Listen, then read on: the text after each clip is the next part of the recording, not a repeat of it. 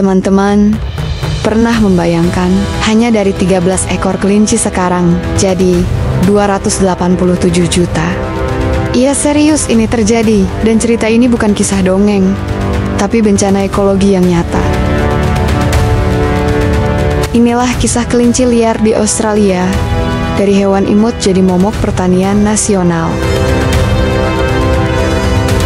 Sebelum lanjut ke cerita tentang kelinci yang imut ini, Dewi selalu sarankan, jika kalian ada gundah hati yang tidak menentu, ada kalanya hela nafas panjang, gak usah buru-buru, gak usah nyusu-nyusu, tuang kopinya, seruput selagi hangat, nyalakan koreknya, dan sebatin aja dulu, gas, om ganteng.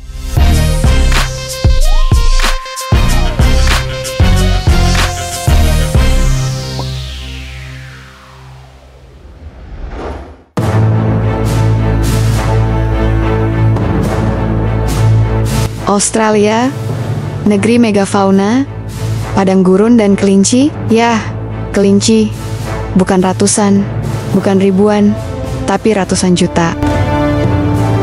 Mereka tidak datang sebagai penjajah bersenjata, tapi sebagai makhluk kecil yang tak pernah diminta.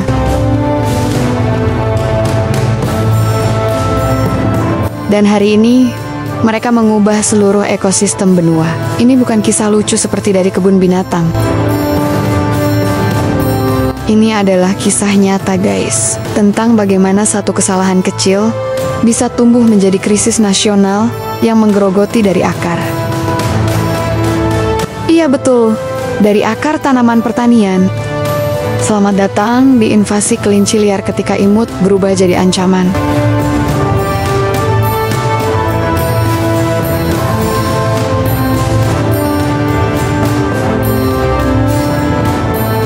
Kisah ini berawal pada tahun 1859. Seorang pria kaya dari Inggris bernama Thomas Austin berpikir, kayaknya asik kalau bisa berburu kelinci di halaman rumah sendiri. Lalu, ia membawa 13 ekor kelinci ke Australia, dan dari situlah Australia resmi terkena kutukan telinga panjang. Serem kan? Awalnya cuma iseng, sekarang jadi ancaman.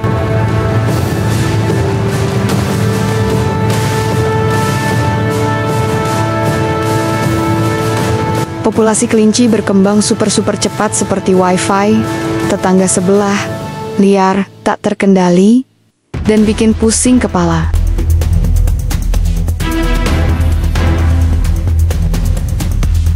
Kalian tahu sis, kalau kelinci betina itu bisa hamil sejak umur 5-6 bulan. Dan biasanya melahirkan 4 kali setahun. Setiap kali melahirkan, rata-rata keluar 7-10 bayi. Namanya anak, ya, dalam bahasa Indonesia, anak kelinci. Sederhana, tapi jumlahnya bikin sakit kepala ngitungnya.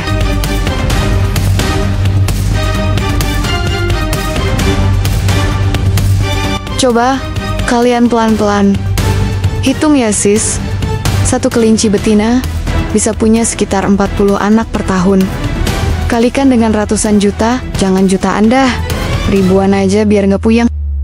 Betapa banyaknya anakannya jika dalam waktu 1 tahun kita hitung.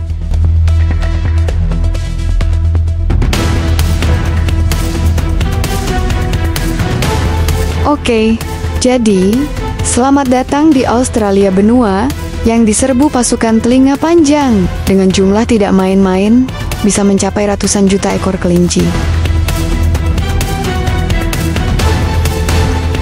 Jika kalian memelihara kelinci saat sekarang, jangan tertipu dengan wajah lucu mereka ya. Takutnya nanti jika lepas, akan jadi ratusan di alam. Ratusan juta kelinci ini menggunduli vegetasi seperti mesin pemotong rumput yang haus. Satu kelinci dewasa bisa makan 7% dari berat badannya setiap hari. Padahal rata-rata beratnya 3,3 pon. Imut sih, tapi kok jadi serem ya dengernya. Bisa kalian bayangkan, hanya satu ekor kelinci liar bisa membuat satu lapangan sepak bola berstandar internasional jadi botak tak berumput lagi. Bayangkan jika ada 287 juta kelinci, bisa-bisa seluruh benua jadi lapangan botak alami.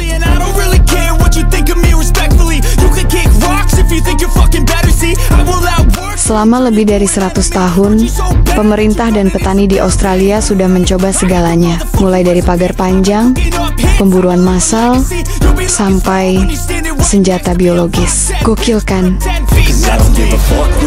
Hanya gara-gara kelinci pemerintah sampai sebegitu seriusnya menanganinya. Indonesia kapan nih menangani tikus-tikus? Iya, tikus kantor. Hehehe.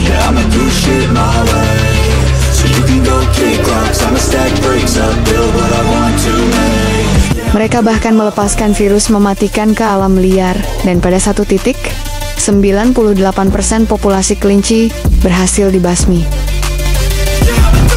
Tapi, namanya juga kelinci. Reproduksi mereka seperti film seri Korea.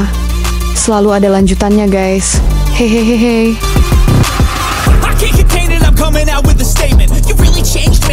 Kelinci liar ini sangat-sangat adaptif, guys. Mereka tuh bisa hidup di mana saja. Halaman belakang, taman kota, lereng bukit, kolong meja, dapur emak, kolong jembatan. Pokoknya mereka bisa hidup dah, kecuali di area berpasir dan tanah liat seperti timur laut Australia Selatan ya. Bahkan kelinci pun punya zona merah buat mereka hidup ya.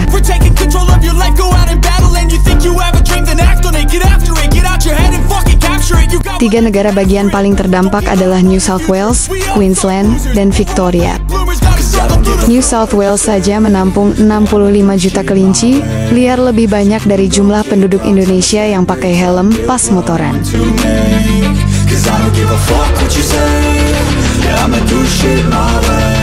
Selain merusak tanaman dan lanskap, kelinci liar juga bersaing dengan hewan asli. Total ada 322 spesies flora dan fauna yang terancam karena keberadaan mereka. Setiap tahun, kerugian yang ditimbulkan mencapai lebih dari 250 juta dolar Australia. Cukup untuk membangun banyak sekolah, rumah sakit, atau bawa siswa nakal ke barak tentara. Serius.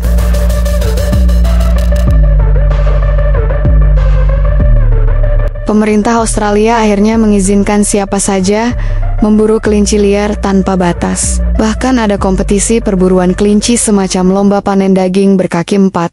Kayaknya seru ya. Ada yang mau ikutan panen kelinci juga?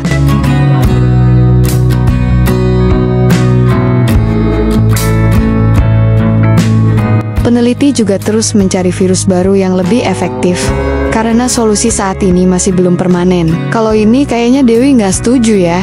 Hewan imut kayak aku ini harus dikasih virus mematikan. Kalian setuju?